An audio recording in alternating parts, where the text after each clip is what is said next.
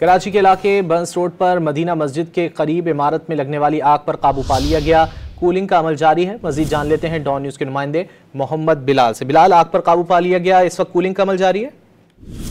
जी बिल्कुल। देखिए, बस रोड पर मदीना मस्जिद के करीब इमारत की 5वीं मंजिल पर आतिशबाजी का वाकया पेश आया, जिसकी इत्तला फायर ब्रिगेड हुक्काम और रेस्क्यू 112 को दी गई, जिस पर फायर ब्रिगेड की 2 गाड़ियां मौके पर पहुंची हैं और आग बुझाने का अमल शुरू किया गया है। तकरीबन आधे घंटे की जद्दोजहद के बाद आग पर मुकम्मल तौर पर काबू पा लिया गया है। कूलिंग का अमल जारी है, जबकि फायर ब्रिगेड हुक्काम की जानिब से ये बताया गया है कि आग लगने की वजूहात मालूम नहीं हो सकी है, जबकि आग से कोई इंसान की इतलात मौसूल नहीं हुई है।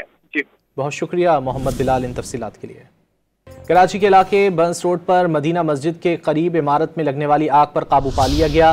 कूलिंग का अमल जारी है। मजीद जान लेते हैं डॉन न्यूज के नुमाइंदे मोहम्मद बिलाल से। बिलाल, आग पर काबू पा लिया गया, इस वक्त कूलिंग का अमल जारी है?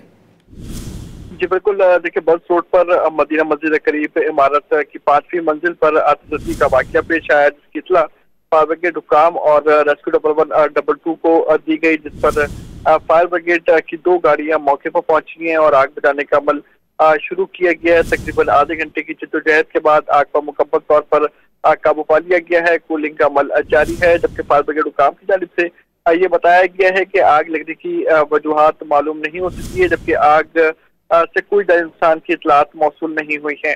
जी, बहुत शुक्रिया मोहम्मद बिलाल इन तफसीलात के लिए।